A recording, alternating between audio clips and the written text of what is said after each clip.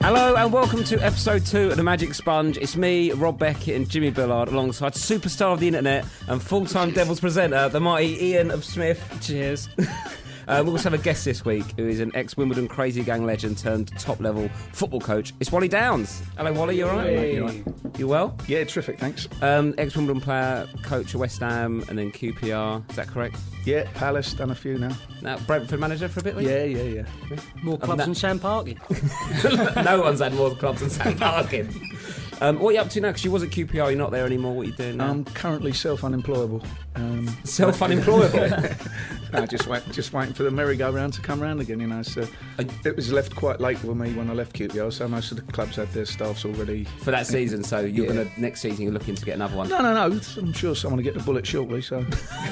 Fair enough. He's just waiting. Someone to get circling knocked like off, a vulture, like we have to. It's like trying to get like a place in old people's home, isn't it? It's just waiting for someone to die. You get in. Fair enough. Also, you know Jimmy quite well, sort of. When was the last time you met, was it, you were saying? To be honest, yeah, I was shitting myself back today. What was you scared? Well, first time I met Wally was with Mr. Vinnie Jones, because they're great mates. They go back from the old Wimbledon days, obviously, and I remember, with an agent, weren't it? Well, just my agent come pick me up. You've been up the FA, you just got fined £100 or something. That's right. Fucking about again, I don't know. Shall I be honest? My dispute with Hull and stuff like that, I don't want to go into that. I'll tell you. That's the reason why I was shitting myself meeting in the day. But no, I've gone in the motor, him and Vinny in the back. We pulled up outside this hotel. First time I've met them both properly. Gone in a hotel, Vinnie Jones has got a tracksuit on, so you've got to picture this, people. He's got a tracksuit on, big medallion walks in, Wally's dressed half smart. Walks in the hotel, Vinnie Jones has gone, "Can I have a bottle of champagne, please, sir?" So that's his drink, a bottle of champagne. Wally walks in, goes, 6 Jaeger bombs. So I'm there going, are they having a laugh? Or what's the script here? I actually find out that that's exactly what they drink. That's just your round? All night, that's their round. He's forgot to mention, when we picked him up in a motor, he's give it all like 2,000 footballers, you 80s boys, I'm going to put you away and all that. So we had a little nudge of one another. And so basically, I can't remember the rest of the night after that, and I was in all sorts, and still recovering to this fucking day.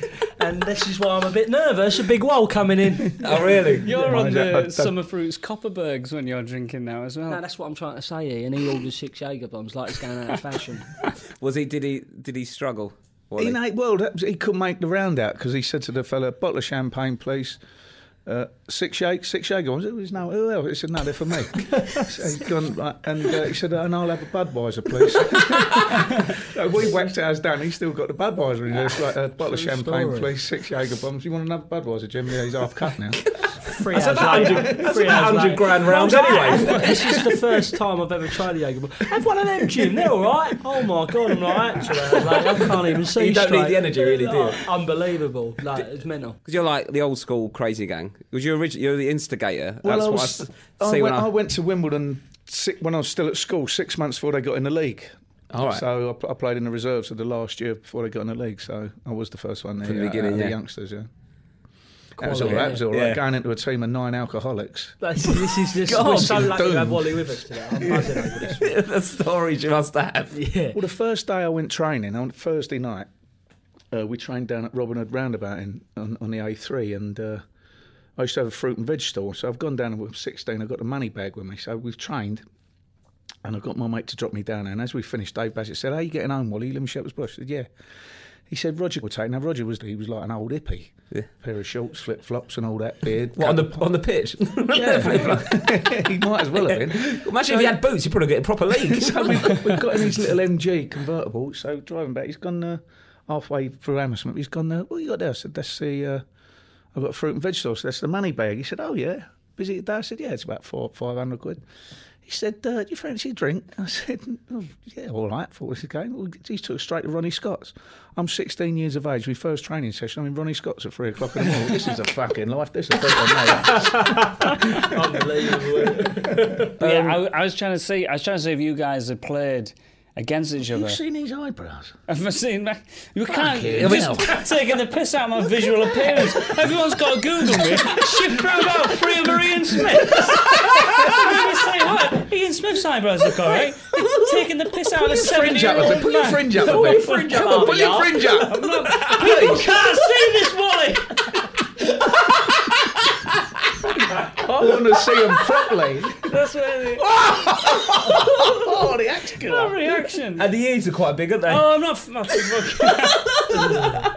Rob's got massive teeth. I've got massive teeth. Oh, Jimmy's one fucking summer fruits Copperberg and he's gone. Yeah, exactly right. I had some stats, right? Okay, go on, yeah. So I was trying to see if you guys had played each other before I started getting bullied. And you probably know about it. It took me ages because I was trying to sync up where you've been playing stuff. Why didn't you just ask us? Why did you ask you? Because I thought I'd get some funny facts. Basically, when you were defensive manager of West Ham, Wally, do you remember playing against Bullard's Ipswich? Yeah, I think they done us 1-0. Yeah, that's one of the results. Oh, 5-1. I knew Wally before 5-1 away. Yeah, I was off that day. This is a quote. You'll like this, Jimmy, from BBC Sport. This is Lee Bowyer scored in the 1-0 match. The midfielder tapped in after Keith Andrews' header from Jimmy Bullard's corner. Do you remember that? Yeah, I used to take free kicks and corners. You remember this, mate? I thought it was a bit of... That is good, it is good. Fun It's fact, quite isn't funny. it? I don't remember the 5-1. 5-1. It was away, I think. Tuesday night away game, was it? What? Yeah. Ipswich v West Ham? Other news as well, we have gone our first week in the podcast charts, number 5. Oi, oi! We've only been out 1 week. Radio 4, we are up your arse. So basically, that's what we want to achieve. Number 1, boys, don't we? Yeah, number 1, that's Have the our aim. own radio slot, TV show. By this time next year, everyone. Film, do a film. Yeah, and then Oscars. Yeah, all that. It'll be good. Right, first section. It's called Big News. This is the main quote from Roy Keane's brought his book out, and he said that he gave Peter Schmeichel a black eye and all this, and kicking off at everyone. But this is the main quote that's been making the news. He said he's never regretted slamming his studs into the knee of Man City player Haaland. He said he pissed me off, shooting his mouth off. He was an absolute prick to play against, niggling, sneaky. I did want to nail him and let him know what was happening. I wanted to hurt him and stand over him and go, take that, you which I think we could bleep. I don't regret that, but I had no wish to injure him. But surely, if you're going to stamp on someone and shout, you're going to have to want to hurt him. Have you ever played against Roy Keane or with him? No, I packed up by the time he started. Yeah. Have you played against Roy He Keane? packed up by the time I started, so it's a proper gap that. It is a was proper unlucky. gap, isn't it? Yeah, we was unlucky there, weren't we? Yeah. Between the two of us. I think you're quite lucky to have not played it. But I remember that incident when he actually done him, yeah. But also, you see pictures, the one on him, because when the foreign fellow, what's his name? Haaland. When he done Keane, he was a bit spiteful, to be fair. Well, no, that's what other people They never forget. show that tackle, though, do they? It was a bit spiteful, and he gets over him, get up. Well, no, because Keane, I know Keane tried to foul Haaland, didn't he? But then he was shouting at him when he was injured, wasn't he? That's Keane what was Haaland did to Keane as well. That's why he did it back. nearly decapitated him. What are you on about? Have you seen the tackle? No, I don't. I've seen one where when Roy outrageous, Keane got isn't it? injured and it was. Haaland on Keane? No, Keane on Haaland. Oh yeah, that one's awful. Takes yeah. outrageous. He takes his kneecap out of King's his one leg. was fairly innocuous. It was like he did his cruciate and Haaland Yeah, was because over. Haaland actually didn't do it to him. He was just there and shouting at him. Yeah. But it's a bit like. But when Keane does his, it's a bad tackle, and he goes on a bit. But we all know what Keane's about. He's spiteful, so isn't he? Have you played with anyone that sort of tried to do you? Yeah. Football in the 80s. Forget the fucking ball, get on with the game. Jail rules. That's true, actually. I bet it's like training for you, weren't it? Cool. Imagine a training session. Oh my God. Unreal. Who was the hardest out of all of them? Yeah, that's what I wanted to ask. Because they was all pretty hard. Yeah. Vinnie Jones sort of one everyone sort of thinks of, but I don't know if he was. On top before that, Vin come about 85, but I got one. made Mickey my Alford. debut. Before that, I made my debut when I was 17, 1978, and there was a couple of geezers up north. Billy Whitehurst come a bit later, but Bobby Campbell, Bob Newton. Bob Newton did a manslaughter. He killed his best mate in a car, like driving along, and he decapitated his mate. He fucking On the pitch? Played 48 What hours. tackle that was. Played 48 hours later. God. Imagine that nowadays. Oh my God. God, yeah. See what I mean? You don't get It's a that different now. level, isn't it, then? Different. Yeah. As I mean, he I said. was captain one day, and this big fat ref, I can't remember his name, so we've gone into the spun the coin, and he's gone, right, he said, I don't give a fuck what you do to one another today, but if anyone says anything to me, I'm booking you and sending you straight up. He said, you can kick fuck out of one another, I ain't too bothered, but any dissent, and that's it. So, well, fuck, that's handy. Both of us back we went, told the teammates, and just got on with it. Didn't put the soul. Outrageous, Keep isn't the it? track chat. That's what he said to ref. Do you think it's better that it's calmed down now, or is it more fun back in the day? Well, it weren't a great deal of fun when you was getting larruped every week, but the rules was the rules then, weren't they? I mean, this is just a different game. It's moved on, isn't it? And it's blocks and interceptions now for defenders, not tackles. So Yeah. I think if a defender makes a tackle in the first minute, he just gets beat by a bit of skill, and then he's tried to win the ball and he's booked. All of a sudden, he's on offer for the next 89 minutes. It's not because he's tried to commit a foul. He's tried to win the ball with a bit of skill. But the speed's gone up a bit as well, isn't it? A quick. Yeah. It was a meanest player you played against. I went through this last week and I hated this ginger bastard. Oh, shit, full skulls. You hate full skulls so much. Yeah, every time I got the ball, he nailed me.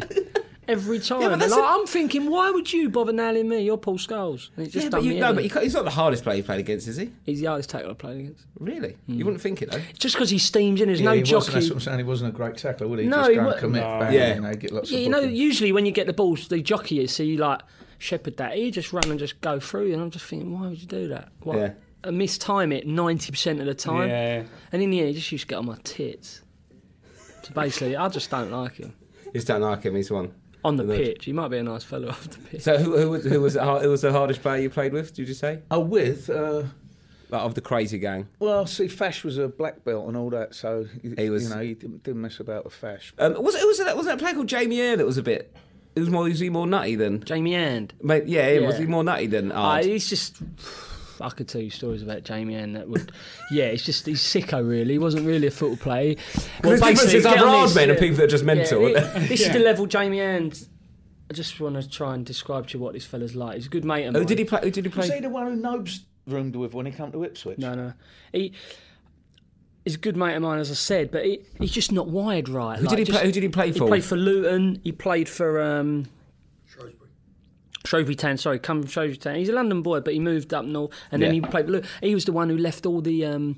He went on live on Twitter, and just if any of you listening to this out there, you got to put in Jamie Ann and have a look what he done. How do you spell his surname? You winding me up? Hand. Everyone's got one. Hand. H-A-N-D. Be sure because everyone's got two. Yes, that's I thought you got true. 4 of everything. That's true. What a bastard. See, I always say silly things on this show. That's what people love. No, because you're the one. Everyone's got Fucking one. sharp, Wallis. Seriously, look, we ain't just got a footballer in today. But what I'm trying to say that get... you said Anne, and I'm from London. It's my fucking accent. I know, yeah. Oh, just little cockney, No, but Jamie Ann. And basically, he Hand. went out there and just slaughtered all the fans, just saying, "Oh, you're all lesbians and probably shag your own mums and all that," to his own club. Really? Like, yeah, that was animal enough. But then that night, we tried and get an hotel in what's it called? Mayfair Hotel, and they wouldn't let us in. So what does Jamie do? He has a crap in his hand, rolls it up and throws it in the foyer. Shit bomb! Won't let Jamie sign it. I'm like, what are you doing to me? Like, I don't need to be seen. This is the level. See what I'm saying? It's just like mental. Everyone's looking at me as if I'm not right, but that is actually what went on. You say he was chasing you around with like. No, he shit on also, his hands and his face mate, or he used to room with like this fella that used to bully him. And he said, I've had enough of this fella. He's like massive centre up. He said, so he basically sent me a photo. He smeared all shit in him. You know, like the film Bronson when he smears Vaseline. But he smears all shit on him, jumps straight on this fella and goes, "Come on, him!" And like the bloke don't want to touch him because he's got shit hanging all up of him. But that's the kind of level we're at. And also, I've got to tell you this one. We're in the middle of Spain. Now, this one's a classic, right? And he fancied this girl, right? And she was a bit kinky. And So he smothered himself in shit. no, this is even better. I told you he weren't right, well. But like, listen, this is a classic. We're around the pool, and he's like, "Jim, I really like us." And we're going to talk to her, and he's talking to this bird, and like, she's got these big earrings. But she's also talking to this punk fella that's got piercings all over. So Jamie... She's into this kinky stuff, so this vodka gets pulled along and I have all these fireworks and he's vodka walking around the pool. He grabs this firework, this sparkler, puts it into his chest, like literally burns a hole in his chest, scabs his chest up, looks at the bird and goes, "You into that?" And she's like, she's looking at him going, "Yeah, like you're mad, but like it, like that," because she's a bit weird. Then all of a sudden he goes one better, which I can't believe. "You into piercings and all that, love?" he says to her. She goes, "Yeah." So he grabs her earring out of her nose, big loop, puts it straight through the middle of his nose, through the gristly bit, says, "Jim, this won't go through, help me out." and like he's piercing it. I end up going crunch through the middle of the nose, and he's just got this loop thing hanging off, and he's smashing it against his teeth, looking at her going, "You into this shit then, love?" And then if you were there, you would have cried. He's got a little bit of blood, so basically.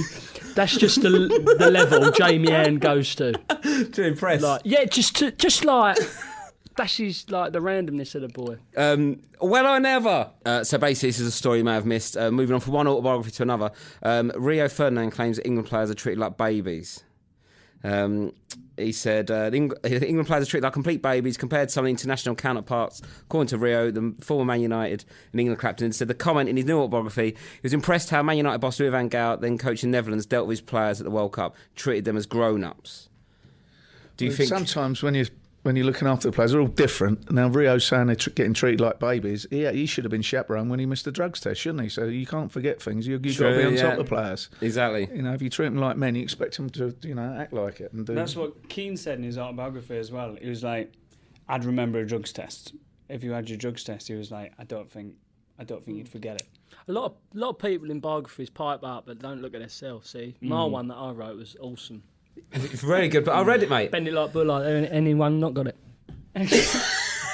Do you think the England's team, when you got called up, they treated him a bit like I babies? know where Rio's coming from. Wally's a great one to ask because he's played. He's also been on coaching stuff. But I think, yeah, when I was in the England squad, I know where he's coming from. It's too structured. You got to do this. But I found football like that in general. Yeah. And what Wally said there, everyone is different. But I found it, you got to be this, got to be that. You got to do, and it got work. When I started at West Ham, there weren't a lot of rules. And then by the time I finished... It was all rules. Yeah, it was like, you can't go outside the hotel. Like, hang on a minute, can I go in the car park? Where's the lines here? You know what I mean? It's like Roy Hodgson, I played under Roy. I come in on a Monday, I was laughing while I was having a stretch. Roy said, we lost the weekend 3-0. So I was like, right. So Wednesday comes, and he starts laughing. I said, Roy, when was we allowed to start laughing? After 2 o'clock on a Tuesday. I went, tell me Tuesday evening. When was it? Tuesday morning. I don't understand. You've curbed me Monday. Now you're cracking up on a Wednesday. I'm like, well, hang on a minute. He said, yeah, but I said, tell me the line so I know. And that's what I'm trying to say. Yeah, it's a little bit... I was gone. After Sunday, my life ain't affected that much when I lose a game of football. Yeah. I can still carry on. Football ain't my life, even though I love it. But it got a bit too... I've always thought the best way to do that is if you have a little meeting on a Monday morning... Now with the videos in the analysis, you can do 10 minutes, 5 minutes, good 5 minutes, bad from Saturday. Bang, get it out of the way. And crack on then. Yeah, spot on. Would you have had Rio? Because Rio come in after you left QPR. Would you have had him, or would you have not wanted him? My vote would have been no. I don't think Rio would have been a good take. It's very difficult taking Man United players at the best of times because Steve used to play for Man United when I worked with him at Palace. He's always very wary of taking players that are leaving Man United because they've been at the best, they've had the best, and it takes a strong character to come out of that environment and do well again. So Rio going... Especially at the end of his career when he's not at the peak of his powers. Yeah, exactly. Rio's never been in a relegation battle. No. It's a tough one for him. Sometimes when you see Man United goalkeepers go elsewhere, they probably have 3 shots a game to save. They put them in a Crystal Palace team, they're having to make 30, you soon find them out. Yeah. Footballers moan too much. Gerrard was moaning about his teammates. Steven Gerrard said... is it... Who should do? Steven Gerrard said... Is it... what's that team? Basel? Basel. The other one's a Herb. Basel? Basil. What are they called? FC Basel. Seasoning a bolognese. Say another team, no one knows. That Swiss team. Groningen. Groningen. Steven Gerrard said Groningen wanted it more, which is very disappointing. We didn't deserve anything. We were too soft all over the pitch, and conceding again for set piece isn't good. Do you think footballers moan too much? Do you find, as a coach, footballers are moaning and that? Will they normally moan about anything in particular? Or anything. I mean, it's a tight, confined space where you're working, and then you're dealing with 20 millionaires every day, and the only thing they can ruck about is whether a ball's gone an inch off the pitch, or if the bibs are too tight. You just got to stomach it because there's fuck all else to moan about. Really. You've got a great life. You've got to find something you've got to needle about, haven't you? Yeah. Who moaned the most out of the players you've coached? no one really comes to mind. They're all at it. They're all just looking for any little flaw in anyone, spot a weakness, exploit it to the maximum until you destroy the person. That's basically sounds like a footballer. And you think it's easy out there, don't you? See what I mean? It's a spiteful industry, isn't it? You've got so much testosterone in that change room. The only way to go up is slaughter some weak person. Really? Survival of the fittest? Yeah, it's sink or swim. Well, I mean, as a coach, when you go into a new club as a coach, like you can imagine the previous guys have got the sack or it's a new day. If your first session ain't bang spot on, then you do well to win them round again. Really? Yeah, you've got to make a big impact on your first session. They got to come and think, fuck me, that was good. Enjoyed that. That was lively. I learnt something. If they can't think, what the fuck's he doing? Or if you get your dimensions wrong with a pitch, any little thing like that, they'll pick up on it. They're bang on it. Yeah. Big, oh, you get it all the time. I played with a boy called Keith Andrews. You ever been with Keith? Yeah. He's the worst. Really? He's the worst I've ever. Before we started, pitch is miles too fucking big. Bellas is bad and all, and he's on top of everything. Yeah, they tell me from West Ham, they said he's right on everything. Oh, mate. Who's that? Craig Bellamy. Craig Bellamy. Just wants everything right. And Craig Andrews does it as well. Like, absolute nightmare. Honestly, one of the worst I've ever played with. And on the pitch, he'd play with that much aggression. Like, this is how mental he is. On the pitch, I'm on free kicks, I got this. He scored about one in his career. I've scored so much more. Whatever. Got the ball down, Got the ball down, he's like, I'm on it. Like, no, you ain't settled down, son. No, I'm on it. Iron. Rock, paper, scissors on the pitch. Where are you coming from? Can you imagine a coach who's been working all week on what we're going to do? He made you do rock, paper, scissors. He's like, you're not taking it. So he stands on the ball. Paul George, the manager. I'm looking over. I know what Paul's like. He's like, that ain't. Just don't do that. So we're doing rock, paper, scissors like that. Under the arm. And I'm just like, what's this all about? And this is like, he weren't wide right. There's another one, not right. Who won the rock, paper, scissors? Did you score? Yeah, straight in the foot. Did I fucking score? It weren't a lot. If I got 3 a game, I promise you 1. It's not a bad ratio, is it? Yeah, I was having myself around free kicks. And what was Bellamy's moan about everything? Well, that's only hearsay from Palace. Sorry, from West Ham. They'd say, like, you had to be spot on with your sessions. You can't afford to keep it dragging on. You've got to suss when it's at its peak and cut it then. Or similarly, you've got to knock it on the head. If you put one on and it ain't really happening, you've got to be big enough to say, right, we'll sack that off and do something else. You're quite moany, aren't you, Ian? No. You moan a lot. If we meet up for a cup of tea or something, he's known just to talk for 15 minutes about something that's annoyed you. Yeah. Where's this going to lead? I just what you might be moany. Like you admit you're quite moany. Yeah. But never about dimensions of a football pitch. I just walk past a 5-a-side court and be like, what the fuck is this? No, I'm more relaxed now. Oh, are you? I bought some scented candles, that kind of stuff. I'm doing all right, mate. Which bought everyone? Well, my girlfriend bought them.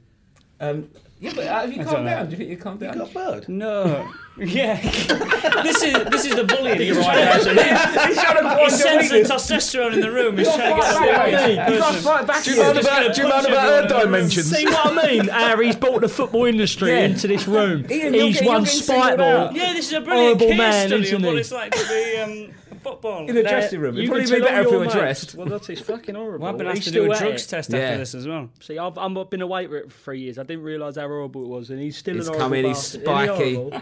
See, he's on you. This is Alan Pardew, Newcastle manager, Newcastle. He's fucking made it the 3rd week in a row, Alan Pardew. No one likes this bastard, and we always talk about him. Why has he made it the 3rd week in a fucking row? He even made it in our pilot. The geezer. He's chocolate, he's having himself. No one likes him, especially up there. So why are we talking about him down here? Because I've played with Alan for 4 years at Crystal Palace. Do you like him? He's chocolate. He's still chocolate, though, isn't he? He's having himself well, 100%. Are you mates with Pardew? Yeah, I used to coach him at Palace. Is he nice, bro? Worked together at South. I've always rated him. Oh, okay. He's got his 50th next week. I'm not going to that one. This is a quote. This is a quote from Pardew, right? Oh, come on, like Jimmy. Seriously, I know you don't like Pardew. I know, you usually say all news is good news, but not for parts. No, but listen. Seriously, you like this I'm quote? not answering this. No, you don't have to answer it, mate. Just listen to this. Okay, just listen. Wally, you can answer. This is what Jimmy told me to say prior to so. What is it? This is Jimmy's answer. Go on. I'll say so. You've got to ask me the I'll ask question. it. Right. Okay. So basically, Pardew's getting a bit of grief in Newcastle. Bit of grief. Yeah.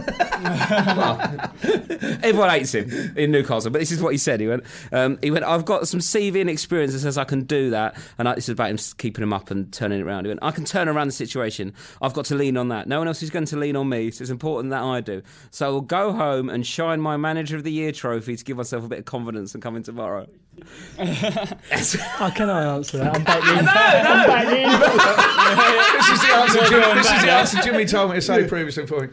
Well, that's a very acute answer from Alan there. He's obviously got the Player of the Manager of the Year award, so that's the perfect thing to do. Well done, Al. That's a really reasonable response, Jimmy. It's funny, isn't it? I think Jimmy's amended his opinion now, though. This is exactly what I'm saying, where this man comes from. Like, he's absolutely getting peppered, then he goes and digs himself another one. Why would you say something like that? He's quite good, though, so a bit of confidence, isn't it? There comes a time when he's on his own up there, really, and he actually, although he's backing him, he's right in the corner. He's got to come out fighting, hasn't he? He's got to say, look, I'm and doing by the way, job. this isn't me just slagging off Pards, because I think the more he's talked about, the worse it's getting. Yeah. So I just don't want to talk about him for Pards' sake. For Pards? I'm so worried about Pards, though. So I'm a little bit, because he's getting peppered from all angles, the poor sod. Who's the most confident player or manager you've ever worked with? Is there anyone that's been... Sam's very confident, Sam Allardyce. Really? In what he does, yeah. He's good man, very good man. Don't take no nonsense. I bet he's scary when he shouts at the players. He can be, but he's got good humour and he gets his point across. Sam comes across, he's very good man management. He understands each individual. Yeah, he is. Yeah, he is good. He's on the ball. Yeah, he's been there. He's very cute as well. What's Harry Redknapp like? He's Harry. I don't know. I might work it. Well, no, Harry's good when he's got good players because he just says to him, "Go out and play. Don't buy bad players." Fuck me, what manager ain't good when he's got good players? Fucking hell, I wouldn't mind being a manager of great players. At the table and 8 and C. When Harry was at Tottenham with Luka Modric and Gareth Bale and all that, fellas, go out and play, which any of us could do. But if you're at a club that haven't got really top class players, then you do have to do some drilling, do some work, do some formation work, and get them functioning as a team. How was he when the media got to him? Was he all right? He's got quite a good relationship with media, Media don't get to him, do they? He writes for the Sun, and Jamie's in the Mail, and he's on Sky, so he gets an easy ride. They've got it sorted, the Redknapp family. But we are on you. We are watching very closely here. So make sure you don't push it too far. We know exactly what angle yous are coming from. This podcast could be the media turning point. It could be, yeah. Because there are a lot of slippery fuckers out there. Says having another biscuit. Oh, these biscuits are the bollocks. You're loving these biscuits, aren't you? Oh, well, I think that's episode 2, isn't it? Thank you very much. Thank you very much, Wally, for coming on. Yeah, cheers, Well. It's been fun, isn't it? And us three will be back, me, Ian and Jimmy will be back next week with another guest. Thank you very much for listening. Cheers, guys. Cheers, bye.